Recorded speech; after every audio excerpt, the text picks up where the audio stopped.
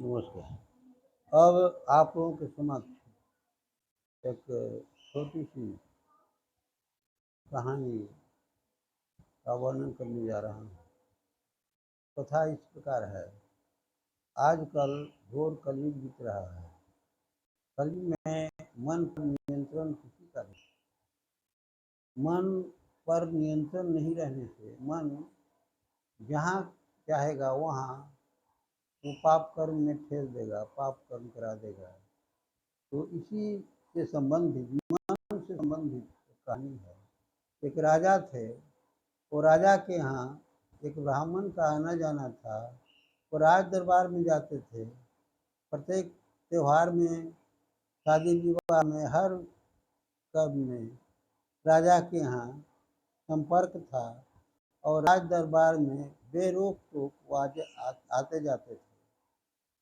तो राजा को पूर्ण विश्वास था ब्राह्मण के ऊपर और ब्राह्मण को भी पूर्ण विश्वास था राजा के ऊपर। एक दिन की घटना है कि रानी स्नानागार में जाकर स्नान करने चली गई और उसके पूर्व अपने स्वर्ण हार को, सोने की हार को खूंटी में टांग दिया और खूंटी में टांगने के पश्चात वह स्नानागार में स्नान करने चली गई।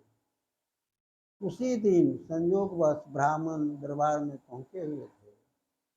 ब्राह्मण के मन में यह विचार आया कि रानी का स्वर्णहार ये बहुत कीमती है, इसको ले लेना चाहिए। मन शैतान होता है। मन नीचे की ओर ढकेल देता है मनुष्य को। वो स्नानागार में रानी चली गई, स्नान कर रही है और राजा सोने के हार लेकर चलते बने, घर चले गए। स्वर्ण हार लेकर घर चले गए और इधर राज दरबार में हल्ला हो गया कि सोने के हार को, रानी के सोने के हार को किसी ने चुरा लिया है। कोई नौकर जरूर चुरा लिया है। कुछ नौकरों को पीटा गया, पता लगाया गया, पता नहीं चला।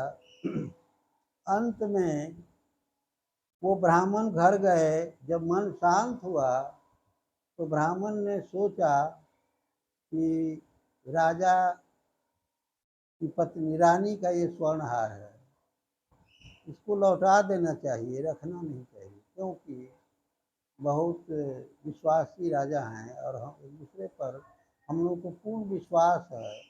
वो मन हमको शैतानी कर दिया। मन के कारण जो चलायमान होता है, दुष्ट मन होता है, मन के कारण ही हम रानी के सोने के हार को लेकर चले आए। इसे लौटा देना चाहिए। वो स्वर्ण हार ले करके राजा के पास पहुँचे। राजा ने कहा, राजा को ब्राह्मण ने कहा कि सरकार, मुझसे एक बहुत बड़ा अपराध हो गया है। राजा ने कहा कि ब्राह्मण देवता आपसे आपसे मैं किसी तरह के अपराध की कामना नहीं रखता। मुझे पूर्ण विश्वास है कि आपसे किसी प्रकार की गलती नहीं हुई। तो जो बात सत्य थी, सत्य बात को ब्राह्मण ने प्रकट कर दिया कि नहीं नहीं, सोने के हार को मैं नहीं चुरा कर ले गया था। तो फिर भी राजा कह रहे हैं कि नहीं नहीं, ब्राह्मण देवता आपसे इस तरह की गलती नहीं हो सकती है। जरूर किसी को आपको किसी नौकर ने दिया होगा। तो कहने का तात्पर्य यह है कि मन पर नियंत्रण किसी का नहीं है। घोर कलयुग बीत रहा है। राम राज्य में क्या था? दंड जतिन कर भेद जहाँ, नर्तक नृत्य समाज, जीत हूँ मन ही अस सुनिए जगह, रामचंद्र के राज में मन पर नियंत्रण लोग रखते थे। मन पर नियंत्रण रखने से मनुष्य अधर्म नहीं करता, धर्म के मार्ग पर चलता है और उससे पाप कर्म कदापि नहीं हो सकता। चोरी की बात तो बहुत दूर रही, किसी भी प्रकार का गलत काम नहीं हो सकता है।